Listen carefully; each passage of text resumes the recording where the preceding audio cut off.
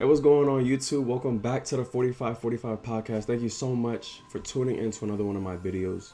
Before we start this video, I'd like to say thank you so much for just the love and feedback that you gave on the last one. I want to say thank you especially to those who subscribe to the channel. It really means a lot. It shows me that you're rocking with me, and I hope I can give you some fire content from here on out.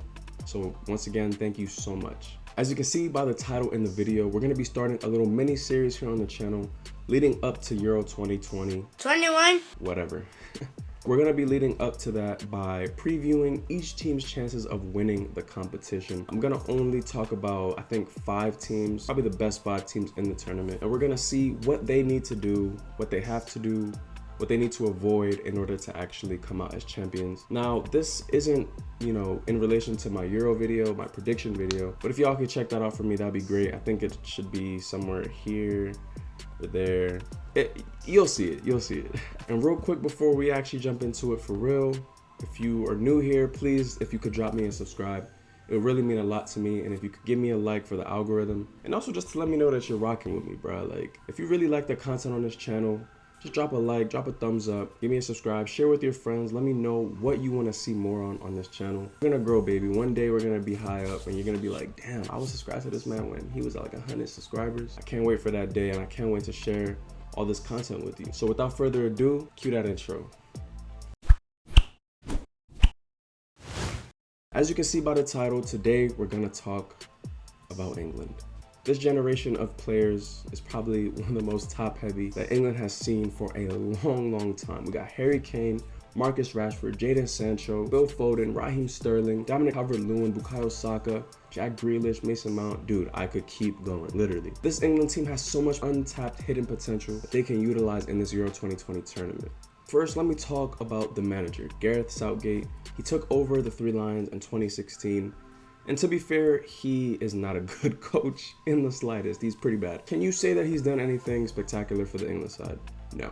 He hasn't really done anything that wows me. He hasn't done anything that I'm pretty sure wows actual England fans. He's certainly not doing the best job managing the English national team. Even though he has great players at his disposal, Harry Kane, Marcus Rashford, Jadon Sancho, Raheem Sterling. England has such a great attack, and it's coupled by a really strong midfield, but a decent defense. Harry Maguire, John Stones, it could be a solid partnership. I don't even think Harry Maguire is fit enough to start England's first game in the Euros. So it's probably going to be Ben White, who just got reintroduced to the team, or Connor Cody, someone like that. But, Connor Cody and John Stones, that doesn't sound like a star-studded center back partnership, because it's not. Even so, they have great options in the wing-back positions, and Gareth Southgate is most likely going to use a 3-4-3 formation. Any other secondary formation would probably be the 4-3-3. I think that suits England a lot, but I think the 3-4-3 suits them very well, especially with Chilwell and Reece James in the wing-back positions. I mean, you can't go any wrong with that. They just won the Champions League with Chelsea playing in those positions, so they're raring to go. They're excited. They're so familiar with that position.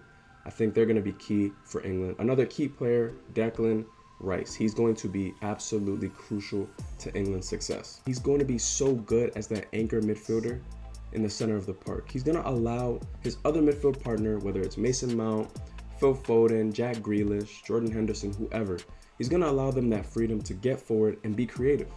With England playing with a wing-back system, Reece James and Ben Chilwell, or Kyle Walker and Luke Shaw, or whoever's playing those positions, they're going to be bombing up the field. They're going to be looking to supplement the attack in any way possible. Harry Kane is a target man. He's going to be looking to be on the end of so many crosses from this England team. Declan Rice gives these players the opportunity to get forward. Because England play with a 3 at the back, if Declan Rice just becomes sort of a screen in front of that back 3, it allows the wing-back players to overload the opposition's fullbacks. You have Marcus Rashford, or you have Raheem Sterling on the actual wing, or playing support striker with Harry Kane. But meanwhile, you have to also come into realization that Ben Chilwell and Reece James are going to be bombing up the field as well.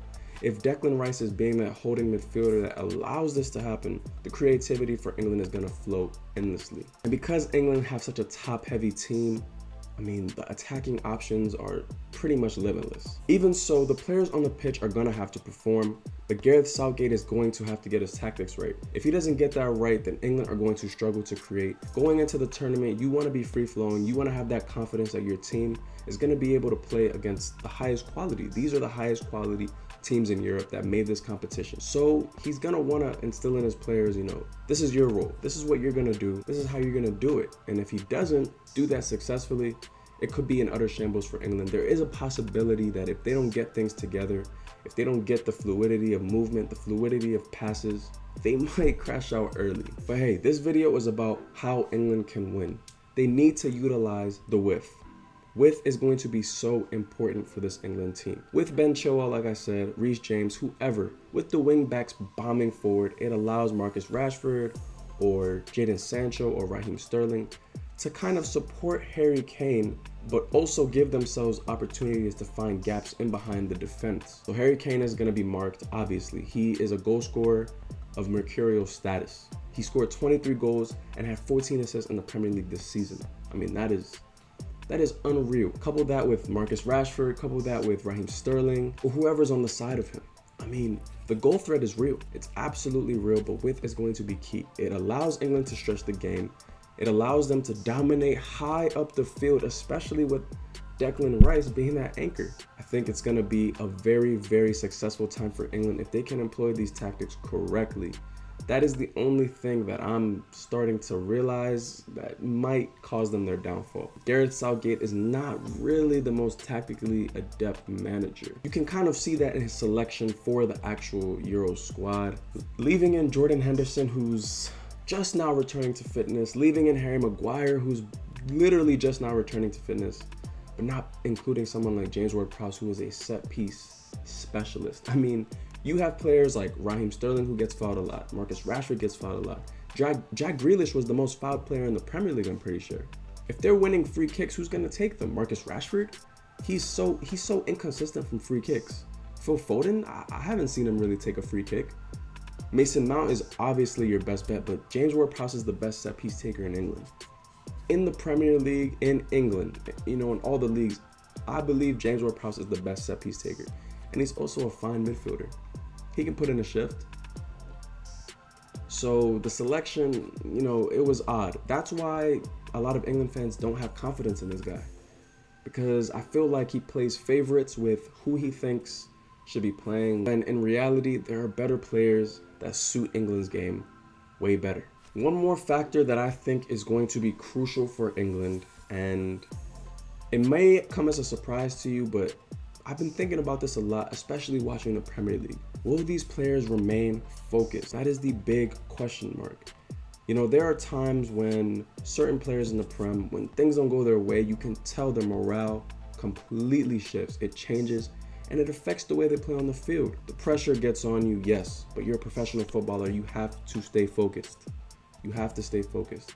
It happens a lot when teams are going down big, or they don't really have the confidence in getting back into the game. England's players need to remain focused throughout the entire competition if they want to be successful. And with, a young core in this team, Jadon Sancho is very young, Foden's very young, Rashford has just turned 23, I believe, or 24.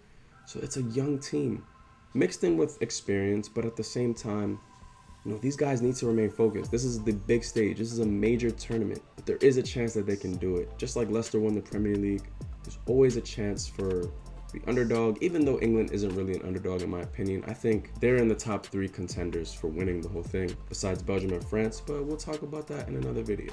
Even so, let me know what you guys think down in the comments below. Do you think England has the balls to win this major tournament? Do you think they're gonna bottle it like always? Let me know what you think down below. It's always a pleasure to talk to you guys. Keep an eye out for future Euro videos. I'm going to be trying to post these, daily up until the tournament actually begins. Let me know what you think about these videos. You want me to go more in depth? Do you want me to emphasize something a little bit more? Just drop it in the comments and let me know. Thank you so much for watching this episode of the 4545 podcast. Peace.